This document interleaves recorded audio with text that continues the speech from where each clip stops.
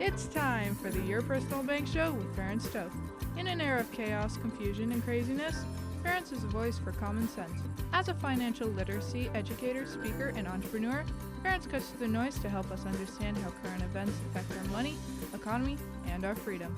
Now, here's Ferenc Toth. Welcome to the Your Personal Bank Show. This is Ferenc. We have a lot to cover today, so we're just going to jump right into it. Probably the biggest economic news we're dealing with right now is this. It has to do with unemployment.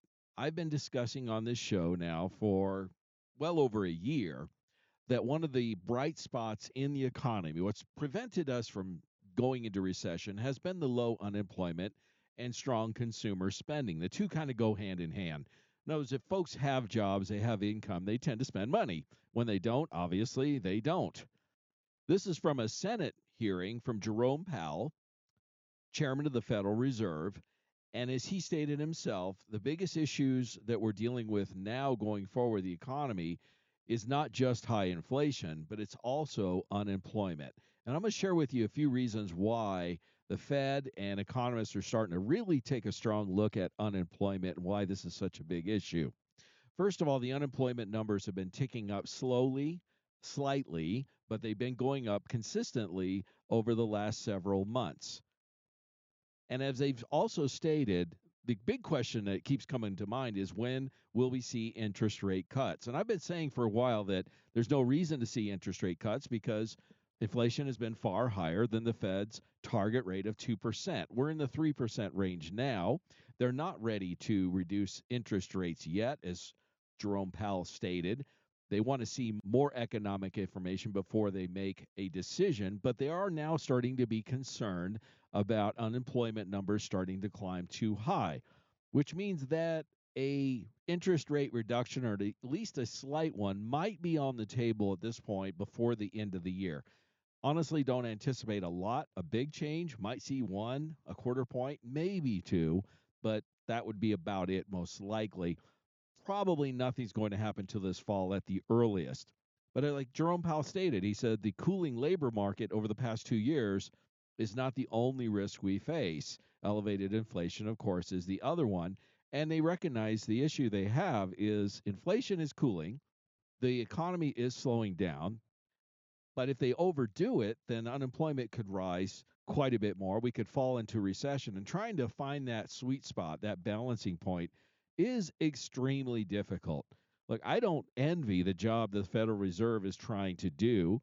I wish they wouldn't do it, manipulate as much as they do, because they do tend to cause these boom and bust cycles. We've seen it, well, frankly, ever since monetary policy has become predominant. I mean, you take a look at the last 25 years roughly, and all it is really boom and bust cycles, but that's beside the point. The reality is for them to be able to land this plane, so to speak, is very difficult, very tricky, and they've rarely accomplished, but successfully accomplished it. So as we go forward, the key thing to look at, again, as these article after article saying the U.S. economy faces a new threat, it really is the weakening labor market, the jobs numbers, unemployment numbers going up. You want to keep a really close eye on that because that is probably the determiner of whether we go into recession or not. And in fact, this one article from Yahoo Finance, I think really spells it out very well. It states one of the most accurate recession indicators is close to sounding the alarm as unemployment continues to rise. And the unemployment indicator is this. If unemployment increases 0.5% from where it was 12 months prior, that indicator has accurately predicted recession every single time since 1970. So if you have a 3-month average that is 0.5% higher than the 3-month average a year prior, it's accurately predicted, I should say, a recession every single time since 1970. We are currently at 0.43%. So we're only 0.07% below the 0.5 point increase of unemployment from a year ago. So if we continue to see a weakening in the unemployment, weakening in the labor market, an increase in unemployment, you can see why the Federal Reserve is so very concerned, and rightly should be. But the other issue that makes it even more complicated, we've discussed this on this show quite a few times also, is what are the accurate jobs numbers? 4 of the last 5 months in 2024, the headline jobs numbers have been revised down. In 2023, 11 of the 12 months, the headline jobs number was then later revised down. Now, you can't be wrong 11 out of 12 times last year, 4 out of 5 times this year, and there not be pattern. And again, every time they're not revising the jobs upwards, they're revising the numbers down. In other words, they're overestimating how many new jobs there actually are and then revising them down. And the revisions are not small. For example, in January of 2024, the revision down was almost 100,000 jobs. They estimated 353,000. They revised it down to 256. That's a huge revision just in 1 month alone. Why would the Department of Labor be so far off, so wrong, by nearly 100,000 jobs just in 1 month? Well, the obvious answer is political reasons. They're wanting to announce larger numbers of new jobs for political reasons to make the current administration look good, and then later, a month or so later, very quietly revise them down because many people do not pay attention to the revision. They just look at the initial number. But at this point, it's becoming so commonplace. Again, 11 out of the 12 months in 2023, jobs numbers were revised down. So far, 4 out of the 5 months in 2024, and those are wrong 90% of the time. And as this one article discusses, is the initial headline number even worth following anymore? Well, as long as you have a politically focused labor department, the answer is no. I mean, think about this. If you had a job and it was your job to predict or analyze or run numbers on unemployment or anything else for that matter, and you were wrong 90% of the time, how long would you keep that job? In other words, why do we need people in the Labor Department even counting these jobs if they are wrong so often? They should clean house, frankly. We don't need to be paying these people to basically be political operatives because that's what they are. It's not real numbers. But to make matters worse, since June of 2020, the number of government jobs has increased consistently, pretty much on a straight line increase. It's gone from about 1.8 million jobs in June of 2020 to well over 2 million jobs 4 years later. It's pretty much a straight line without stopping. In other words, the government keeps hiring more people, spending more money. Frankly, in my opinion, government jobs should not be counted in the jobs numbers because government jobs do not enhance the economy. They do not contribute to the economy. Elon Musk said this a while back. You have to have referees, and that's really the government's job, is to referee the game. But when there's too many referees and there's too many rules, that ruins the game. When there's more referees than players, the game is ruined, isn't it? And that is exactly what we see happening. These are not people that are contributing to the economy, contributing or producing anything. They're actually taking away. They're a cost. The government is not the engine of the economy. It's the caboose. It's along for the ride. Business, small business, entrepreneurs, people working, those people that work and create, those are the economic engine. If we remove the new government jobs out of the equation over the past 4 years, the new jobs numbers would be some of the worst numbers we've ever seen since they've been counting these numbers. That's the real story. That's the real issue. That's what's really going on. So this tracker of losing 0.5% or increase of 0.5% of unemployment increasing is even more dramatic when you consider the majority of new jobs are coming from the federal government. It's not a good scene. It's not a good picture. It's not something that any person should be pointing to as a success. I understand politically, current administration keeps trying to do that. When you look under the hood and you actually look at the numbers for what they really are, you realize how abysmal they really are. And as more and more people come to realize this, and that is happening, we are going to see negative economic effects as a result. Again, I have said this repeatedly. I'm an optimistic kind of guy. I generally am an optimistic person. I am still optimistic about the long term future of this country, economically and otherwise. But I'm very pessimistic on the short term, and I'm talking about the next 1, 2, 3 years because of the economic damage that is occurring through excess government spending, inflation.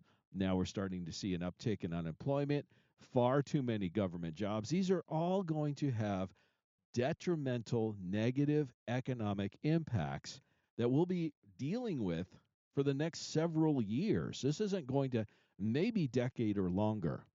I believe higher for longer in terms of bond interest rates, certainly.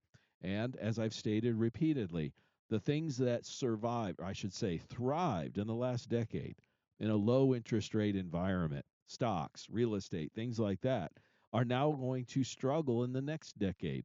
Things that did not do so well, fixed income, CDs, dividends, those kinds of things that didn't not necessarily struggle in the past decade, but didn't thrive, they didn't have high returns, are now thriving. I'm going to share this again. I've been doing this repeatedly. This is the best time we have seen in over 40 years for high cash value dividend insurance policies and annuities for that matter. I'm looking at policies. In fact, I looked at 2 this week alone where folks had invested in an annuity 2, 3, 4 years ago. Comparing them to the annuities today, the returns, the potential upside returns on the new annuities today are 3 and 4 times higher, three and four-fold increase. It's not a small increase, folks. It's a dramatic one. So what I'm going to say is if you have an annuity or you were considering one, there's never been a better time. If you have one that's more than 2 years old, there's never been a better time to consider comparing it to one of the newer ones because of the higher interest rates. And you could significantly increase your returns. And even if you have a penalty, we have products that'll pay significant bonuses to pay off that penalty, upwards of 16% even, folks, in a good upside potential product.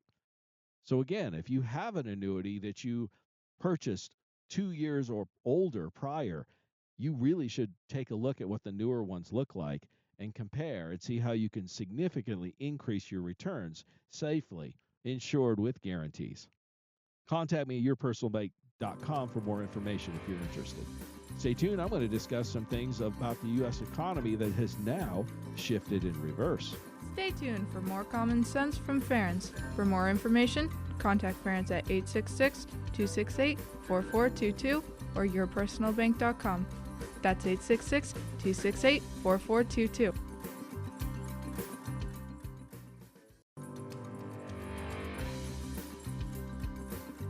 Welcome back to the Your Personal Bank Show with Ference Toth. Want more information? Contact Ference at 866-268-4422 or yourpersonalbank.com. That's 866-268-4422. Now back to the show with Ference Toth. Welcome back to the Your Personal Bank Show. This is Ference. If you want to reach me, contact me at yourpersonalbank.com. And yes, you will reach me. It's yourpersonalbank.com. Or toll free 866-268-4422. Newest bit of economic information that is extremely important. A CNN business article discusses a key part of the American economy has shifted in reverse. And that key portion is consumer spending. If you've listened to the show any period of time, you know I've been sharing how consumer spending has been the one bright spot over the last 3 years roughly in the economy, and it's been the part that has kept us from going into recession. Some of the big reasons, of course, all the extra COVID relief funds poured into the system, poured into people's savings. We had excess savings levels that we've never seen. For example, in roughly August of 2021, there was over $3 trillion of excess savings, $3 trillion more savings over and above the average in the American consumers' pockets. The long-term savings rate, this has been true for decades, has been about 4% of annual income. We are far above that because of all the COVID relief measures.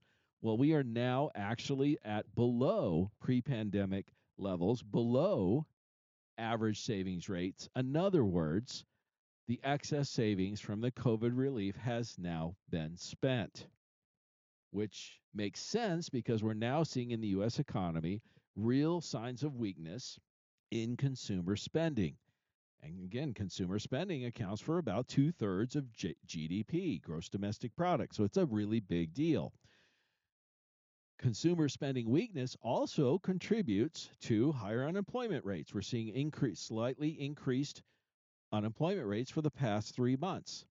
But the big thing, this is one of the gauges. It's called the Supply Management Monthly Survey, and it gauges economic activity in the service sectors. The headline index reading fell to 48.8, and it was in May 53.8.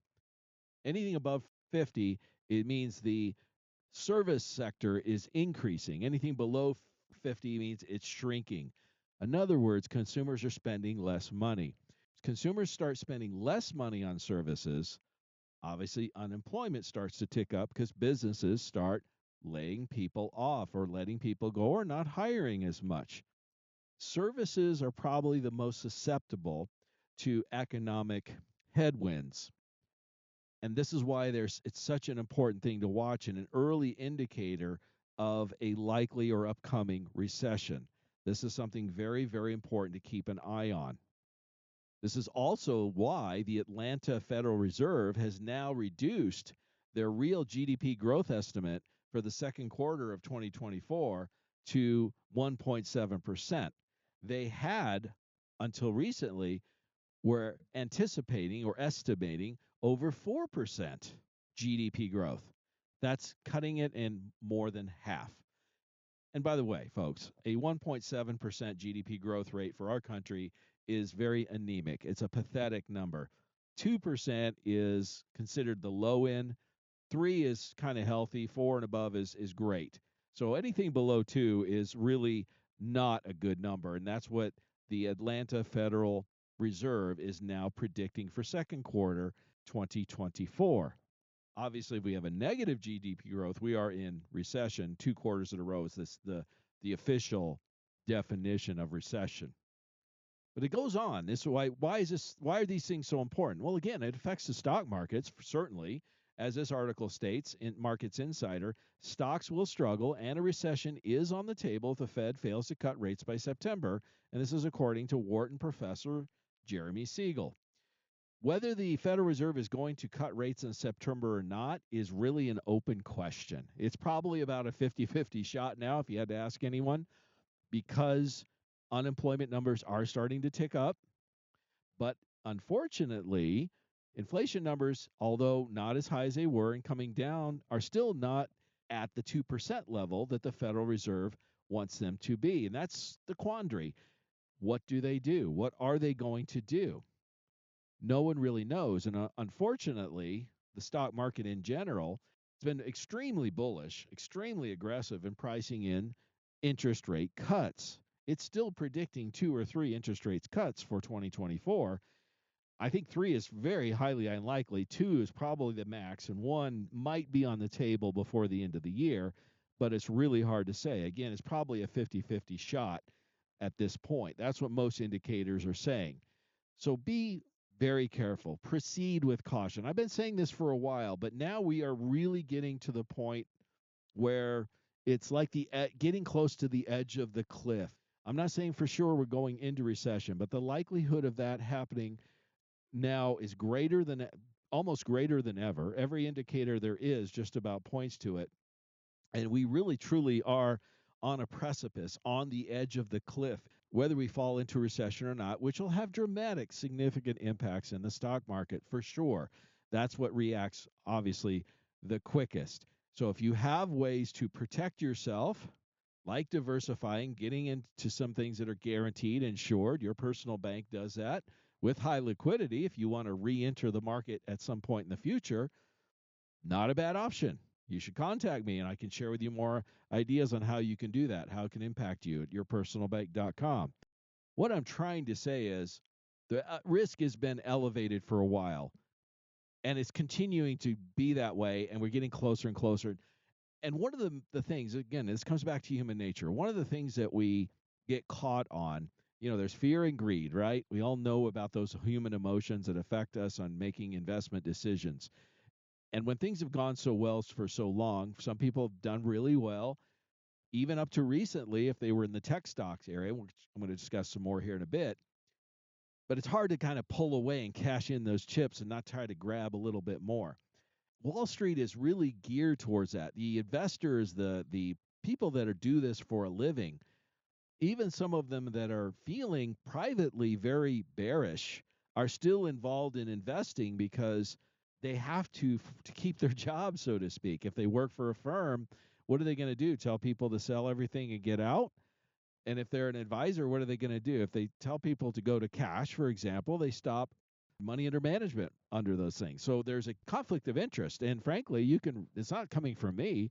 Just read Snowball, which is Warren Buffett's autobiography. He discusses this quite extensively, the inherent conflict of interest that many advisors have when they're trying to give advice and there's a potential recession or pullback coming, what they should do, what they should recommend.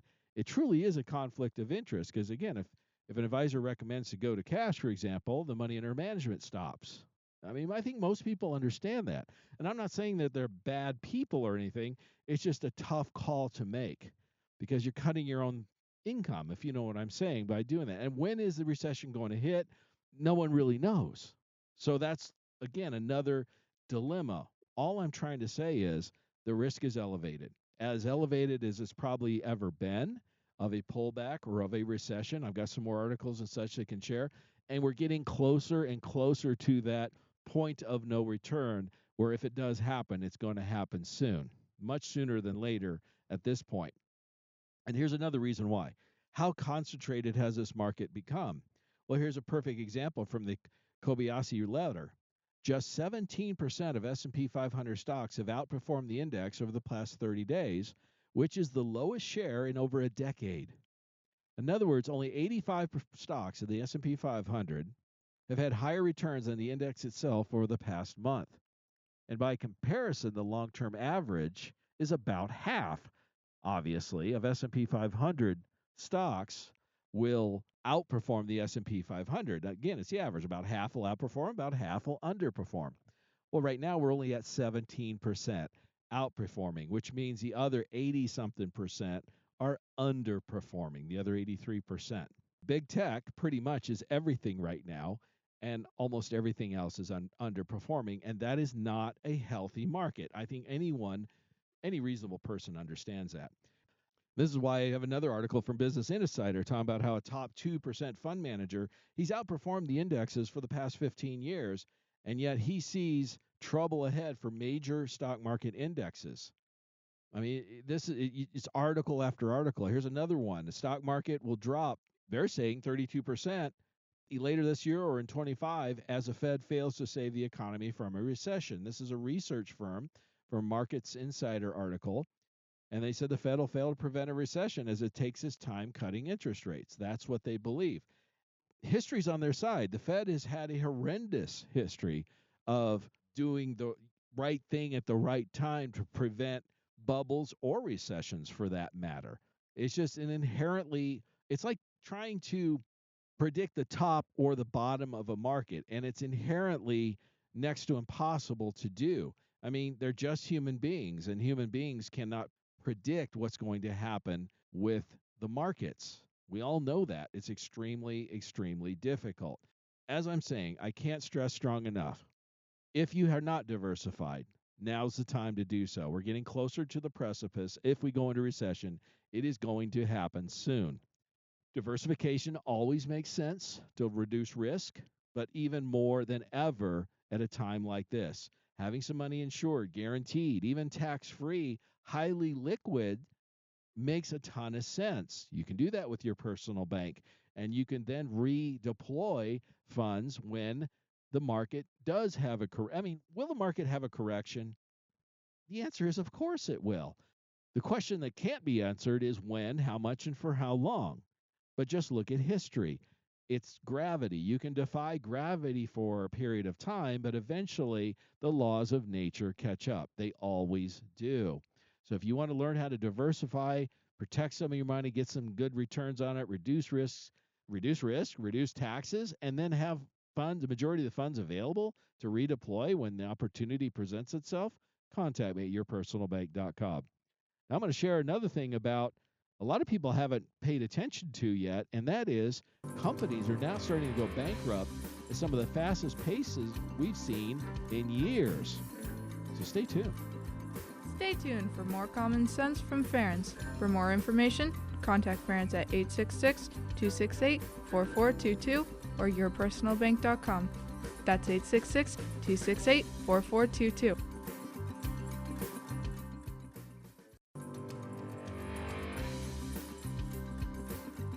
Welcome back to the Your Personal Bank Show with Ference Toth. Want more information? Contact Ference at 866-268-4422 or yourpersonalbank.com. That's 866-268-4422. Now back to the show with Ference Toth. Welcome back to the Your Personal Bank Show. This is Ference. If you want to contact me about more information on how to reduce your market risk, reduce your taxes, keep your money highly liquid, get some decent returns on it while you're waiting for a good opportunity to diversify, contact me at yourpersonalbank.com. I'd be happy to help you. And yes, you will reach me at yourpersonalbank.com. There's this other article I really need to bring up, and I thought this was highly poignant about where we're at in the market and looking at history and markets and all this. And the point they're making here is AI, as he stated, is effectively useless, and it's created a fake it until you make it bubble that could end in disaster. And this is from a veteran market watcher, Fortune article. And I like this because, to say something negative against AI is almost sacrilege right now. There's a lot of hype going on, no avoiding it. But as he points out, robot assistants and miracle cancer cures, all that AI fanfare may work in Silicon Valley for investors and stuff. But the reality is, and this is from James Ferguson, it's created a concentrated market bubble that's reminiscent of the dot-com era. And as he stated, these historically end badly. Anyone that's sort of been around a little while knows that this sort of thing, they've seen it before, and it's tempting, but most likely is going to end very, very badly. And as he states, AI remains, really completely unproven. It may turn out to be the greatest thing since sliced bread, no question. But it's still very new. It's very untested. As he points out, it takes a lot of energy to run a lot of these AI systems and programs. And there's a lot of companies that will come to realize the cost to run these programs or run these systems will just be prohibitive. So AI may not end up being the panacea that Silicon Valley is currently hyping, and we may end up with another dot-com bubble like we saw in early 2000s, like 2000. It happened pretty quickly for those of you. I remember that. I was involved with that myself. And the beauty of this is I had clients, again, I've been focused on the safe money side of things my entire 25 plus year career. Most people understand having some of your money protected, guaranteed, diversifying makes sense. As you nearing or in retirement, it becomes even more important. And those time frames when I would do yearly reviews with my clients in 2001 and 2002 or 08, 09, and 10, those periods where the markets were doing horrendous. And I was able to meet with them and say, hey, I've got some good news and bad news. It's funny, when it comes to financial news, invariably folks want to know what's the bad news. They want to hear the bad first. Well, the bottom line is, the bad news is, I would say, well, you didn't make any money this last year. And like, okay, what's the good news? Well, you didn't lose any either. And especially when we saw, 20 and 30 and even 40% drops in the markets, they would often say, how in the world did you do that? How did you manage to, everybody knows losing money. How do we manage to keep our funds? Well, we did a lot of index annuities and such then. Your personal bank dividend policies did really well through those periods also. That kept growing. So my point is this, if you're continuing to grow through a down period, you actually end up being far ahead of somebody who rode the roller coaster back down and then needs to recover. If you look at those two cycles, the dot-com bubble and then the 08, 09 period, if you were invested in those periods and stayed invested, To get back to even took 10, 7, and 10 years, folks, just to get back to even. Where if you were making money throughout that time or didn't lose on the downs like annuities do, the principal is guaranteed, and then you grow, you earn, your money grows during the up times, you actually end up having oftentimes far more money than you would have if you rode that roller coaster throughout the whole process. Also, it's a lot less stressful. There are people that are wired to handle risk. That's a fact. But the other fact is, human nature studies show that only about 20% of Americans are wired that way. About 80% are not, particularly when it comes to their finances. They're not wired to take a 10 or 20% hit in their investment portfolio. Some people are, but the vast majority are not. And one of the things I state all the time, if your portfolio dropped 20% in the next couple of months, would you lose some sleep over that? That's one of the tells. I can tell you repeatedly, I would meet with clients again in '01, '02, or '08, '09, those time frames. They weren't clients of mine yet, and they were prospective clients, and they had investments that were subject to market risk. And they would often say, it was typically the wife would say to me, he hasn't even opened his mail because he doesn't want to look at the statements. In other words, they put their head in the sand. Putting your head in the sand is probably not the best way to focus on investing. And if that's what your life is like, or that's what your emotional state is like, probably not the best way to enjoy retirement, obviously. My point is, you don't have to continue doing what you've always done. Granted, the past decade, I've stated this repeatedly, it worked really well in a low interest rate environment, easy monetary policy. Absolutely. We saw historic stock market gains and real estate gains. Doesn't mean it's going to continue. In fact, with the higher interest rate environment, higher inflation, likely not going to continue. In fact, most likely will be the opposite. So what you've been doing, what you did do the past decade that worked so well, is very unlikely to work in the next decade. You have to change your strategy, and that's what your personal bank can do for you. Annuities can do that for you, where your money's guaranteed, it's safe, it'll grow in good years. With annuities, won't lose in bad years. Your personal bank, we can ensure you have dividends. You earn money grows every year consistently, with guarantees, tax free. It's just a lot less stressful way to live, folks. And the reality of it is this. I told you, I've done this for 25 plus years. It's the very, very rare occasion where I run into somebody looking at their portfolio over the last decade or two, somebody who was a real risk taker, okay? And it's very rare where I've seen that risk taker having significantly more assets or portfolio value than the person that was more steady, consistent. It hardly ever happens. And they had to ride some ups and downs through that, obviously. So you really have to ask the question, and only you know this answer. Are you wired for that? Are you wired for that type of risk? Or do you want to dial it down some? And in fact, here's another way to look at it. What if you put some aside where it was guaranteed? You diversified, in other words. Could you actually afford to be even more aggressive if you were so inclined on the remainder? If you locked down some of it, of some of your portfolio, you knew it was insured, guaranteed, and all that, and was going to take care of your needs throughout the rest of your life, retirement, whatever. Could you then take the remaining funds and take a flyer, be more aggressive, maybe get an even higher return? The answer is yes, because if that risk doesn't pan out, you haven't risked the money that you know you're going to need in retirement. Risking what you know you're going to need this is not good financial sense.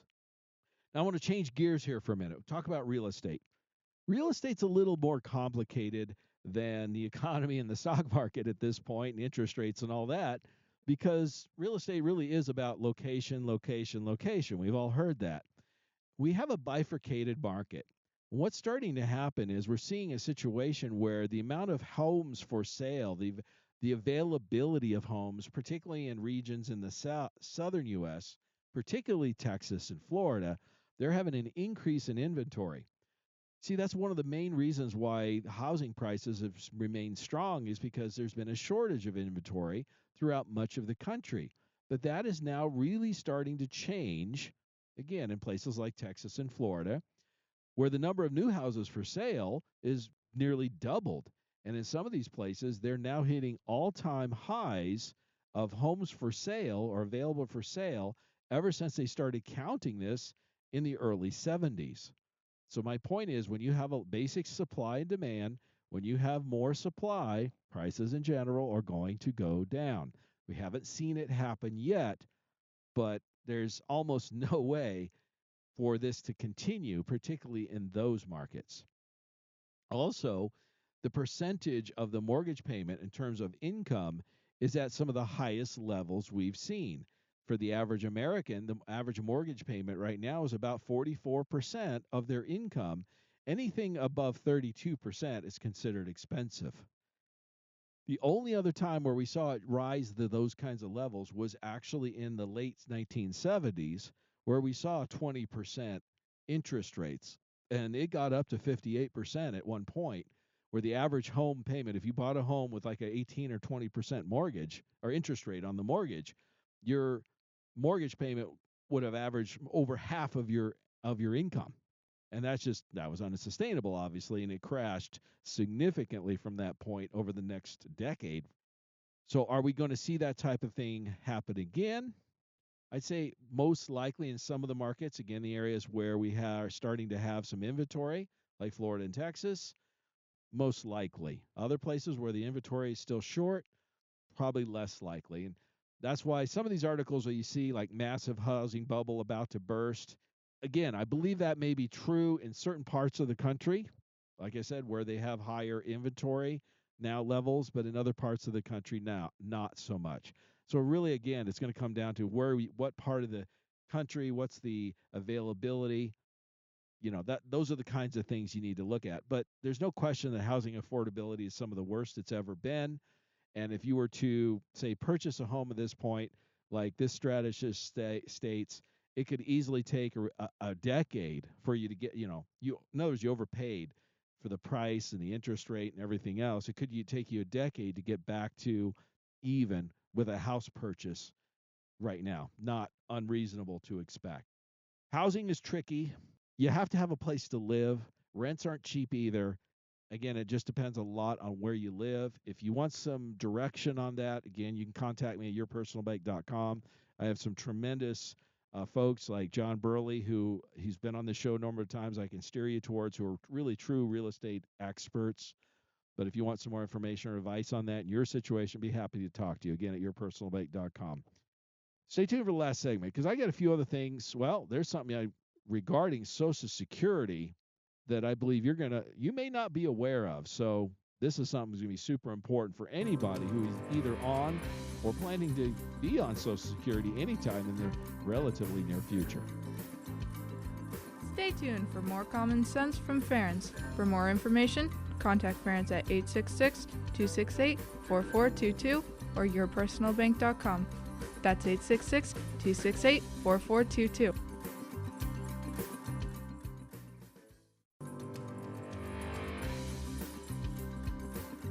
Welcome back to the Your Personal Bank Show with Ference Toth.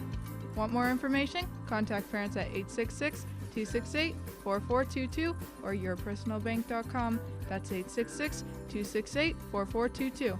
Now back to the show with Ference Toth. Welcome back to the Your Personal Bank Show. This is Ference. If you want to reach me, you can do so at yourpersonalbank.com. Yes, you will reach me. Again, yourpersonalbank.com or toll free 866-268-4422. Again, 866-268-4422. Now let's discuss Social Security. We've discussed this a lot on this show. The Social Security trustees have predicted that in about a decade, Social Security will only be able to pay something around 80% of its benefits. That's given if nothing changes. But to make matters worse now, and this should infuriate anyone who plans to receive Social Security, is that President Biden has now made it legal for Ukrainian immigrants to get Social Security checks. Well, these are not people that have contributed into the system. They've not been citizens. They've not worked here and done any of that. And now they're starting to take from the system, which obviously will drain Social Security that much faster. If you don't like this type of policy, remember it's the Biden administration and the Democrats that are doing this. I'm just going to encourage you, if you want to ensure you're going to have Social Security and have it continue to be available, you probably don't want to vote Democrat because they're doing things to deplete it even faster. And as more illegal immigrants come into the country, as they allow more illegals in and then allow more of them to access welfare benefits, Social Security, whatever that may be, it's going to drain those programs even quicker, which means they'll run out of money even sooner. And right now, the predictions are about a decade or less, so it could get worse than that. But let me give you another example. What households are in the United States are actually on welfare? Well, it turns out that 59% of illegal immigrants are receiving some form of government assistance or welfare, whether that be cash, food, Medicaid, or housing. By the way, Medicaid is another one of those programs that may not be able to pay full benefits in a decade or less, according to the trustees. Of the legal immigrants, it turns out over half, this part surprised me, but 52% of legal immigrants receive some sort of welfare benefit from the government. Now, of course, the government has no money, right? Where does the money come from? Taxpayers, citizens who pay taxes, or they print because they spend more than they receive, which means higher inflation, higher costs of everything for everyone. So whether you're receiving benefits or whether you're paying into the system and not receiving, you're still having to pay more for goods and services because of the excess government spending. It turns out only 39% of native born Americans are on welfare or some sort of welfare. So again, whether it's illegal or legal immigration, the majority are on some form of government assistance or government benefit. I'm sorry. Obviously, in my opinion, if you're an illegal immigrant, you deserve nothing. In fact, you do not deserve to even be here. It's illegal to be here. Why are you receiving any sort of government benefit? Why are our taxpayer dollars and printed dollars going to these people? We have no responsibility for them, and for us to be paying for them is beyond ridiculous. And there's no argument or question which party. I mean, both parties have been guilty of allowing illegal immigration. I have issues with both parties, but the Democrats by far are far more in favor of it and vote down or against anything that hinders illegal immigration by any stretch, by even the tiniest amount.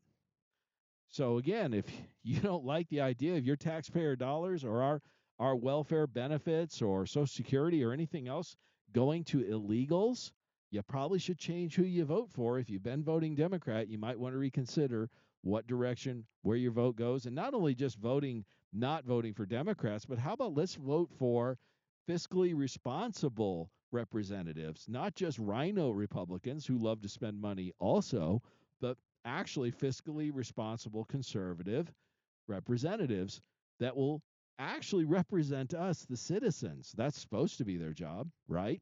So, anyway, I thought that was very interesting on that.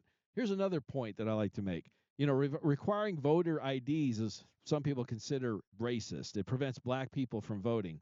Well, it turns out that just about every African country also requires voter ID to vote. Countries like Botswana and Ethiopia, Nigeria and Sudan, you name it, Zambia, all of those countries require voter ID to vote. They don't consider it racist, so why is it racist here? It's just a dog whistle, folks. Plain and simple, just a dog whistle. Ignore it. It's BS. And then I love this one. When is a valid ID required? Obviously, to board a plane, get a prescription, apply for a job, cash a check, apply for food stamps, driving, getting married, adopting a pet, or buying alcohol. Of course, when a valid ID is not required in many cases, when you vote. Voting is more important than most of those other things, yet it's not required. Again, it's beyond ridiculous. It's just so that more illegal immigration can occur and then the Democrats can harvest those ballots. Again, it's not about the illegals voting, it's about the ballot harvesting so that they need the bodies to provide the ballots, which is where the election interference comes in and the cheating comes in. And anybody at this point who denies that is just not a reasonable person. I'm sorry, they're just not. And that's why I hate my tax dollars and yours going towards paying for people that waste more of our tax dollars, which basically includes the entire Biden administration and just about every Democrat, because again, they vote mass in block almost every time. Now, here is a great idea. This is one of the best ideas I've heard, and it's from Warren Buffett, actually, in terms of how do we reduce the U.S. deficit. And he shared this about a decade ago, so it's not a new idea. It's starting to gain some traction because the deficit has gotten so high. Warren Buffett said this: if you want to reduce the U.S. deficit in 5 minutes, here's how you do it. You pass a law that states anytime there's a deficit of more than 3% of GDP, all sitting members of Congress are ineligible for reelection. In other words, if you guys don't fix it, we'll replace you with folks that may fix it, and if they don't, we'll replace them. I think it's a brilliant idea.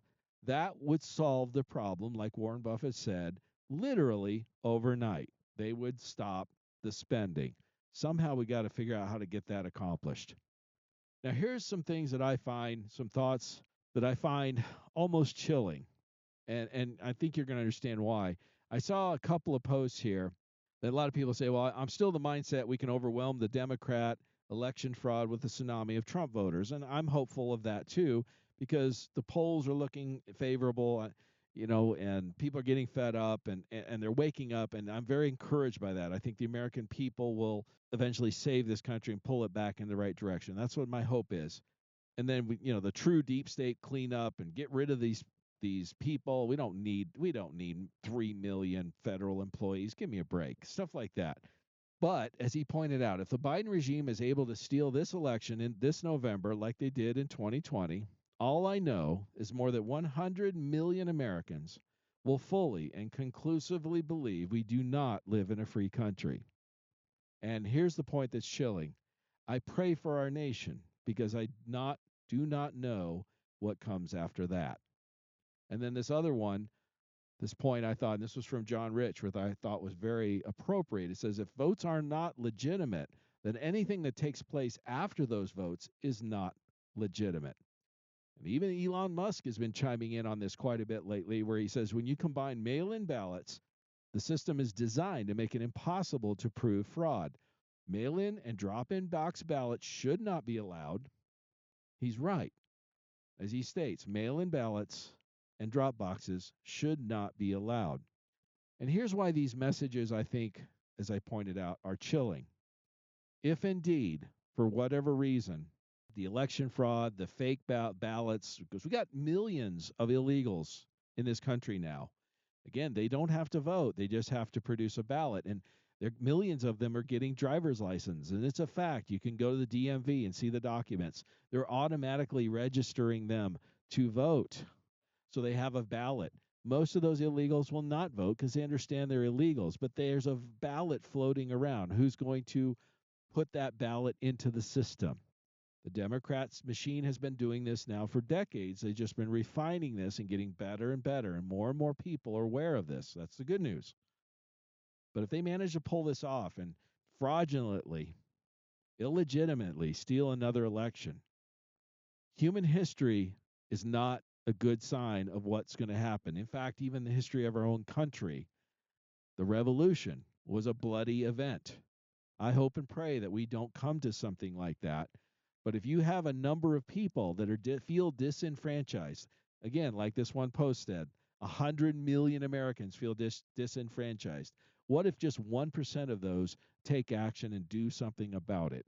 That's a million people out there that are upset, angry, frustrated, and willing to take action. We are also have the most guns of any society in history. We also have a history of freedom. Most countries don't have that. I'm not sure how we would react to something like that. We've seen it in other countries. I've shared many times. I'm half Hungarian. My dad escaped from the Soviets in 1956. The Hungarians had taken over the country. It was the first uprising behind the wall, Iron Curtain, I should say. And the Hungarians actually achieved independence for about 3 months until the Soviets came in, rolled the tanks, and imposed martial law. And things got really ugly for quite some time. At that point, if you were a male of fighting age, 3 choices. You could go to jail, Soviets round you up, you go to the gulag, be killed, or escape. That was your 3 choices.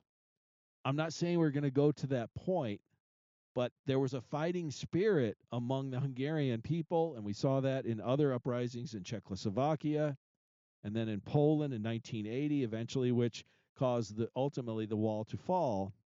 Those were not pretty times to live through. Those were ugly times.